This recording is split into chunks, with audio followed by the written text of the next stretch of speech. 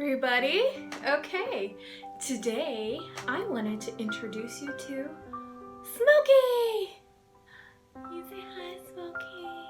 Smokey. Okay, this is Smokey. Tomorrow, while I'm filming this, tomorrow is his birthday and he's going to be 4 years old. So I just decided that I think it would be a good time to film a video introducing Smokey and explaining why he's so special to me. I got Smokey almost a year ago in late August of last year, and I got him actually as an emotional support animal, or an ESA for short. Before I get into that, I did want to mention real quick, yes, I am filming in vertical. My tripod has apparently grown legs and walked off, so you're sitting in a roll of duct tape right now. But anyway, an emotional support animal is an animal that you get as a companion that is there primarily to provide emotional support in the form of, companionship and things like that. There is no special training or certification for an emotional support animal. It can be any animal. All that's required for it is just a letter from your physician or mental health care worker explaining your need for one to help mitigate your condition or disability. They don't even have to, disclose what that is. And the helpful part of having that letter is it does open up for the animal to be allowed for housing, like if you're renting like we do. Even if there's a no pets policy, then you have that letter showing that your animal is an emotional support animal and you need it for a medical condition just like you would a wheelchair or anything like that. Of course, their function's a little bit different than that, and they are exempt from pet fees and deposits, with the exception of if they do cause damage, and you have to pay for that whenever you move out, obviously. But they have special protections under the FHA, just like a service dog would, whenever it comes to housing, hotels, and airlines, I believe. Now with the hotel and airline thing, I do believe that's something that you do have to call ahead and arrange for with them, but it's a little bit different than a service dog. And that's the thing about ESAs, they've gotten a lot of bad rap lately because people confuse them with service animals, or there's people who try to abuse the system, or they're misinformed and they try to bring them into public places like restaurants and stores that are not animal friendly and try to pass them off as if they're a service dog, or say they have rights, which emotional support animals do not have right of public access. That's the main difference, because they're not task trained to perform some daily task like catch you if you fall during a seizure or something like that. But that being said, I am pretty obsessed with my cat. I have become like a full-fledged cat lady, I will totally admit it. Before I had Smokey, I'd always wanted a cat, but we weren't really in a place to get one, especially with the added cost with renting and everything, so we just kind of let it lie. But last August, as far as like my mental health condition with depression, anxiety, and dealing with sensory issues and stuff, I was at a beyond low point.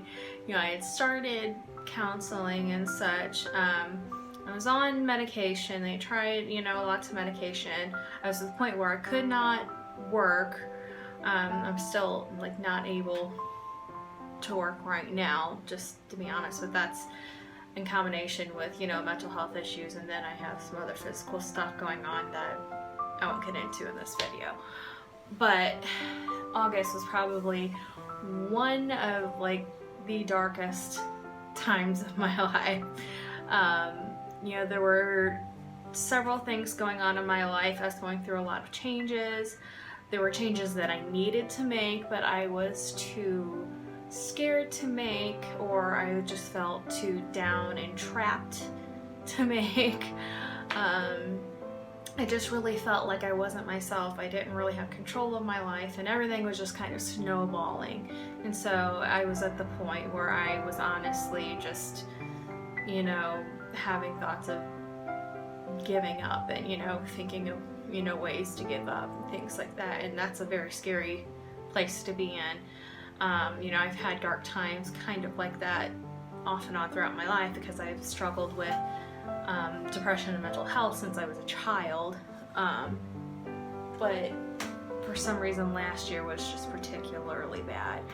So I had heard about ESAs, and then I started doing a little more research because I was just so lonely. You know, I wasn't working, the kids were going to school. I didn't really have friends around that were available to do things or that I was really connected with in that way. And then I learned about ESAs, and I talked to my mental health provider about it and my therapist, and they agreed it was, you know, a good idea. My mental health provider wrote me a letter for it, and I just finally one day I just got up and I just went to the Humane Society after, you know, browsing online, and I actually went to just look at a different cat. I wasn't even necessarily going to get one that day. I just wanted to look. And the cat I went to look at wasn't there. They said that it had been adopted out, but I went to walk into the cat room, like a different room where they have like all these glass cubicles with all these cute little cats in. As soon as I walked into the cat room, Smokey locked eyes with me, and he immediately started desperately pawing at the glass and, you know, like, please come take me home. He was so desperate. He was rubbing, you know, pacing against the glass and rubbing against it, and just, you know, so desperate. You know, he was as desperate for me as I was for him. And I did kind of walk around for a minute and look at a couple cats, but, you know, I caught the worker in there pretty quickly. I said, I want to look at this cat. So he got him out and, you know, took me in the little room, and gosh, I better not cry because I just like experimented with, you know, doing actual makeup today, and I don't want to run all over my face, but anyway. But, you know, we sat down in the little room, and, you know, Smokey was kind of rubbing up against me, but walking around the room, he's crying by the door because I guess, you know, he's confused or whatever, but he did, you know, let me pick him up and hold him. And I remember just talking to him. I said, look, you know, if you let me take you home, if it's okay, I'll take you home. If you let me take you home, I promise that, you know, I'll be your home forever, and that, you know, I'll treat you good, and that, you know, you'll be loved, and that, you know, we'll help each other. And, you know, it sounds so weird to be, you know, desperate to want an animal to like you. It just sounds backwards because people treat adopting an animal almost like buying a car sometimes, you know, does it tick off all the lists? But, like, there's something about finding an animal and finding a cat that, you know, is meant for you. It's just, I never understood why people, you know, talked about their animals like they were their children or something, but, you know, I almost feel like, you know, this cat was there, put there to save me at a time when I needed saving the most. and he means so much to me, and that's why, you know, if you see me post on social media, you know, that's why I'm like so obsessed with my cat. You know, my world revolves around my cat. It's because he's my best friend. And you know, on days whenever I just messed up my lipstick, but on days whenever it's so bad that I can't do anything but just sit on the couch or lay in bed with my headphones on, you know, watching a movie or YouTube or reading and just trying to pass the time and block out the noise until it's time for me to be able, till it's an acceptable time for me to actually be able to go to sleep and go to bed again. He's there. He's curled up on my lap. He's laying by my feet. He's purring. He's, you know, rubbing up against me. And he's providing comfort in the only way that he knows how. You know, there's something about like a purring cat that they say, you know, will lower your stress rate, you know, it lowers your heart rate and things like that. Like there's, I guess, physiological things that happen with cats, unless, you know, you're terribly allergic to cats or you just plain hate cats, which I don't get, but I can't even describe how thankful I am that I have this little guy. Oh, here he is. You know, I just can't really put it into words, you know. We're just connected, and even like, you know, whenever he's in a mood, you know, running away from everybody else, but, you know, he'll run to mama. He's starting to really warm up to Matt too. Matt is like his second favorite man. Matt's my husband. But and it's almost been a year. I can't believe it's almost been a year. But I think, you know, our lives has changed a lot because of this one little animal.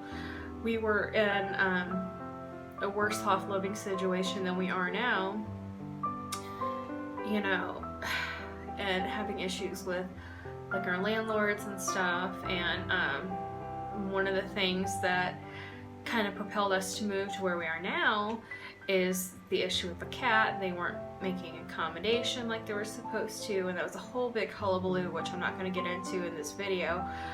But one of the main motivations for us moving was this cat. We moved for a cat.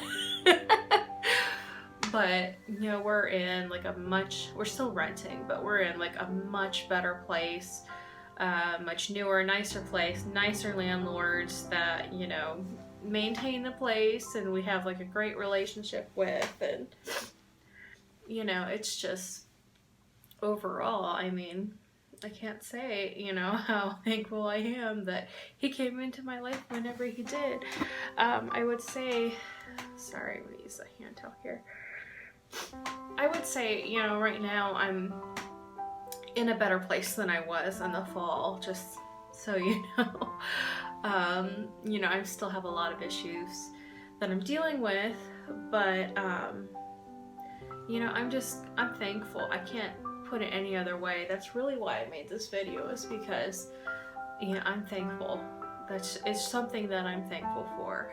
And if you are in a really bad place, you know, whether it be mentally or dealing with because of like physical issues or whatever that you're dealing with, and you deal with loneliness, like I'm, you know, obviously a stay-at-home mom. When the kids go back to school, you know, it's harder to be home all the time by yourself. You know, really consider getting a cat or a dog. I mean, I'm more of a cat person, but people get all kinds of animals. And if you're in a place like renting and getting an animal is an issue, that is something that you can look into, is getting an emotional support animal. You know, stay away from the sites that try to have you pay for certification or whatever. Those are scams. Just telling you right now, don't fall for that, because you don't need that for a cat. talk to your mental health provider or your physician about it, and do your research, get some more information. And but I can't tell you how thankful I am for mine. And yeah, he's changed my life for the better. And tomorrow is his birthday, and I went to PetSmart and I got him a little cat birthday hat, and I got him some toys that are hidden away. So we're gonna have a little birthday party for my cat. Yes, I am that lady. And I even I did my nails this morning. I don't even know if you're gonna be able to see it because I think the nail polish is too dark, but I have little cat decals on my nails. Yeah, my nails are finally getting long. Maybe I'll do a story time sometime about the horrible damage that was done to my nails at a nail salon. But anyway, going off track. Thank you so much for watching. Let me know if you have any questions as far as ESAs or questions about Smokey. He's a pretty chill cat. Definitely an indoor cat. He likes to, meow at all the birds out the window and stuff, but he likes being inside on my lap most of the time. So thank you for watching. I hope you have a good day.